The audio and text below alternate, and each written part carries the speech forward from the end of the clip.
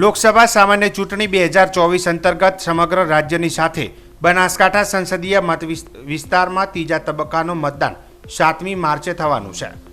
જિલ્લા વહીવટીતંત્ર દ્વારા ચૂંટણીલક્ષી તમામ તૈયારીઓ પૂર્ણ કરી દેવાઈ છે, ત્યારે ચૂંટણી વ્યવસ્થા, કામગીરી અને આયોજન અંગે પ્રેસ મીડિયાને માહિતગાર કરવા જિલ્લા ચૂંટણી અધિકારી વરુણકુમાર બરનવાલની અધ્યક્ષતામાં આજરોજ પાલનપુર ખાતે જિલ્લા પંચાયત મીટિંગ હોલમાં પ્રેસ કોન્ફરન્સ યોજાઈ હતી, જેમાં જિલ્લા ચૂંટણી અધિકારી વરુણકુમાર બરનવાલે મીડિયાને સંબોધન કરતા જણાવ્યું હતું કે જિલ્લામાં કુલ 19,61,924 મતદારો નોંધાયેલા છે। જિલ્લાના 1960 મતદાન મથકો પર મતદાન યોજાવાનું છે। જિલ્લામાં આજે સાંજે 6 વાગ્યાથી જાહેર કાર્યક્રમો પ્રચાર પ્રસાર બંધ થઈ જશે। ચૂંટણી કામગીરીમાં રોકાયેલો પોલિંગ સ્ટાફ પોલિંગ સ્ટેશન પહોંચી ગયો છે। સુરક્ષાની તમામ વ્યવસ્થા અને ચુસ્ત પોલીસ બંદોબસ્ત સાથે 7મી તારીખે મતદાન માટે જિલ્લા ચૂંટણી પંચ સજ્જ છે। જિલ્લાના તમામ 1960 બૂથ પર સવારે 7 વાગ્યાથી સાંજે 6 વાગ્યા સુધી મતદાન પ્રક્રિયા હાથ ધરવામાં આવશે। જિલ્લા ચૂંટણી અધિકારી વરુણકુમાર બરનવાલે જણાવ્યું હતું કે તમામ મતદાન મથકો પર 3 પુરુષ અને 1 મહિલા સાથેનો સ્ટાફ હશે, તેમજ તમામ મતદાન મથકો પર BLO મતદાર યાદી સાથે બૂથ ઉપર હાજર રહેશે, જેથી મતદાર પોતાનું બૂથ જાણી શકે અને મતાધિકારનો ઉપયોગ કરી શકે। ચૂંટણી પંચ દ્વારા માન્ય ચૂંટણી કાર્ડ સહિતના Aadhaar card, PAN card, passport, driving licence જેવા 12 જેટલા દસ્તાવેજો માન્ય ગણવામાં આવશે, જેના થકી મતદાન કરી શકાશે। મતદાન મથક પર મોબાઈલ લઈ જવા પર સદંતર પ્રતિબંધ મૂકવામાં આવ્યો છે।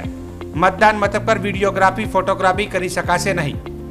મતદાનના દિવસે હીટવેવની આશંકાને પગલે જિલ્લા ચૂંટણી અધિકારી વરુણકુમાર બરનવાલે મીડિયાના માધ્યમથી મતદારોને પોતાની પાસે ભીનો ટુવાલ રાખવાની અપીલ કરી હતી। તેમજ તમામ મતદાન મથક પર પાણી, ટોયલેટ, એન્ટ્રી, એક્ઝિટ, અલગ અલગ વ્યવસ્થા સહિત ORS અને જરૂરી દવાઓ સાથે આરોગ્યની ટીમ ઇમરજન્સી 108 સારવાર ઉપલબ્ધ રહેશે, એમ જણાવી મતદાન મથકો પર PWD, દિવ્યાંગ મતદારો, વૃદ્ધ મતદારો માટે કરવામાં આવેલી વ્યવસ્થાઓ અને તૈયારીઓ અંગે વિગતે માહિતી આપવામાં આવી હતી। આપ સૌને ખબર જ છે કે પરમ દિવસે એટલે 7મી તારીખે સમગ્ર ગુજરાતની અંદર લોકસભા ચૂંટણી માટે મતદાનનું આયોજન કરેલ છે। તો આના માટે તમામ વ્યવસ્થાઓ બનાસકાંઠા જિલ્લાના તમામ મતદાન મથકો પર કરવામાં આવેલ છે। મતદારોને માટે અમુક સૂચનાઓ આ પ્રકારની છે કે જો આપની પાસે ચૂંટણી કાર્ડ ન હોય તો ચૂંટણી પંચ દ્વારા 12 અન્ય પુરાવાઓ પણ માન્ય રાખવામાં આવેલ છે, તો એ પૈકીના કોઈ પણ પુરાવા લઈને આ મતદાન મથક ઉપર જઈ શકો છો। એક ખાસ ધ્યાન રાખવાની બાબત એવી છે કે પોલિંગ સ્ટેશનની અંદર મોબાઈલ ફોન એલાઉડ નથી, એટલે કૃપયા વોટિંગ કરતા વખત આપ મોબાઈલ ફોન જે છે મતદાન મથક બહાર રાખવા વિનંતી છે, જેથી ત્યાં કોઈ પ્રકારનું ઘર્ષણ અથવા કોઈ પ્રશ્ન ના ઊભું થાય। સાથે સાથે હીટ વેવ, કારણ કે અત્યારે આપણે ખૂબ તડકો પડી રહ્યો છે, એટલે હીટ વેવની માટે અમે લોકોએ દરેક મતદાન મથકના લોકેશન ઉપર આરોગ્ય ટીમો મૂકેલી છે, ORS અને બાકી બેસિક દવાઓ સાથે તમામ વ્યવસ્થાઓ કરેલી છે। છતાં મારી બધા લોકોને અપીલ છે કે પોતે કેપ વગેરે અને એક જે વેટ ટોવલ હોય છે એ બધું ઉપયોગ કરે, જેથી એમને પણ કોઈ જે તડકો છે એની માર ન પડે।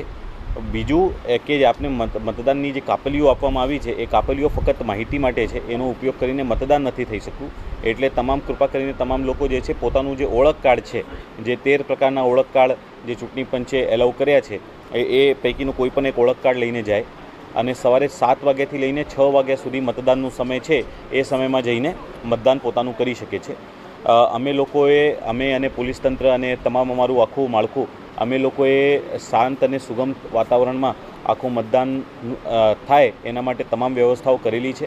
આ પર્વની અંદર આપ લોકો બહોળી સંખ્યામાં સામેલ થઈ આ ઓકેઝન જે છે એને સફળ બનાવશો તેવી આશા રાખીએ છીએ।